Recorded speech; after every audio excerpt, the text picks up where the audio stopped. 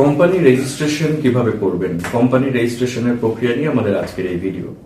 আপনি একটি company registration করতে চাচ্ছেন। এখন প্রথমে আপনাকে যেটি করতে হবে, আপনার কোম্পানির নাম সিলেক্ট করতে হবে। আপনি কোন নামে আপনার কোম্পানিটির ব্যবসা নিবন্ধন করবেন তা আপনাকে প্রথমেই সিলেক্ট করতে হবে। এক্ষেত্রে আপনাকে আরজিএসসি থেকে আপনার কোম্পানির নামের একটি ছাড়পত্র নিতে হবে।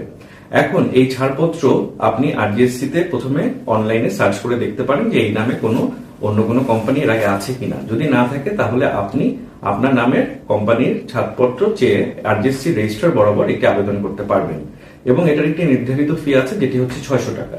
এই 600 টাকা নির্দিষ্ট ব্যাংকে জমা দিয়ে আপনি ছাড়পত্রের আবেদনটি রেজিস্ট্রার বরাবর করবেন এবং রেজিস্ট্রার আপনার ছাড়পত্রের নাম মঞ্জুর করবে। এরপরে আপনার এই নামের ছাড়পত্রটি যেটি আপনি পেলেন আরজিএসসি থেকে, সেটির একটি নির্দিষ্ট মেয়াদ আছে, যেটি আপনাকে অবশ্যই মনে রাখতে হবে। সেটি হচ্ছে 180 দিন। এই 180 দিনের মধ্যে কিন্তু আপনাকে অবশ্যই কোম্পানিটি রেজিস্ট্রেশনের জন্য আবেদন করতে হবে। আপনি যদি 180 দিনের মধ্যে কোম্পানির রেজিস্ট্রেশনটি করতে আবেদন করতে ব্যর্থ হন, তাহলে কিন্তু আপনার ছাড়পত্রের মেয়াদটি শেষ হয়ে যাবে। এবার আমরা বলছি পুরো প্রসেসটা, আপনি কিভাবে রেজিস্ট্রেশনের ধাপগুলো অনুসরণ করবেন। প্রথমে আপনি আরটিএসসি যে ওয়েবসাইট আছে সেখানে প্রবেশ করবেন। সেখানে প্রবেশ করে আপনি অ্যাপ্লাই ফর রেজিস্ট্রেশনে ক্লিক করবেন।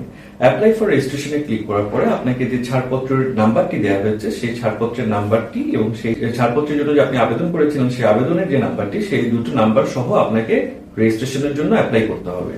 এখন আপনাকে যেটি করতে হবে সেটি হচ্ছে আপনার কোম্পানির ধরনটা চিহ্নিত করতে হবে। আপনার কোম্পানিটি কি প্রাইভেট লিমিটেড কোম্পানি করতে চাচ্ছেন না পাবলিক কোম্পানি করতে চাচ্ছেন, আপনি ধরনটি চিহ্নিত করবেন। ধরনটি চিহ্নিত করার পরে আপনি কোম্পানির মেমোরেন্ডাম অফ অ্যাসোসিয়েশন এবং আর্টিকেল অফ অ্যাসোসিয়েশন এর নির্দিষ্ট ফরম্যাট আছে, সেই ফরম্যাট অনুসরণ করে সেগুলো পূরণ করবেন। সেগুলো পূরণ করে তারপর আরটিসি তে অনলাইনে সাবমিট করবেন। এই মেমোরেন্ডাম অফ অ্যাসোসিয়েশন এবং আর্টিকেল অফ অ্যাসোসিয়েশন নির্দিষ্ট ফরম্যাটে পূরণ করার সময় আপনাকে অত্যন্ত সতর্কতার সাথে তা পূরণ করতে হবে। এটার ফরম্যাট যেন ঠিক থাকে সে বিষয়ে আপনাকে সতর্ক থাকতে হবে। এবং আমরা সবসময় অ্যাডভাইস করে থাকি যে মেমোরেন্ডাম অফ অ্যাসোসিয়েশন এবং আর্টিকেল অফ অ্যাসোসিয়েশন অবশ্যই একজন অভিজ্ঞ আইনজীবীর মাধ্যমে পূরণ করা, যাতে করে আপনার এতে কোনো ভুল না হয়। কারণ হচ্ছে এই দুটোর মাধ্যমে আপনার পুরো কোম্পানিটি কিন্তু আসলে ভবিষ্যতে পরিচালিত হবে।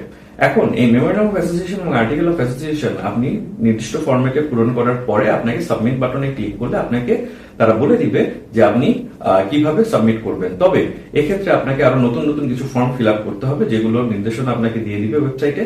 আপনি সেই ফর্মগুলো নির্দিষ্ট ফরম্যাটে পূরণ করে তারপরে আপনার কোম্পানি রেজিস্ট্রেশনের পুরো প্রক্রিয়াটা সাবমিট করবেন। এভাবে আপনি আপনার কোম্পানি রেজিস্ট্রেশন করতে পারেন।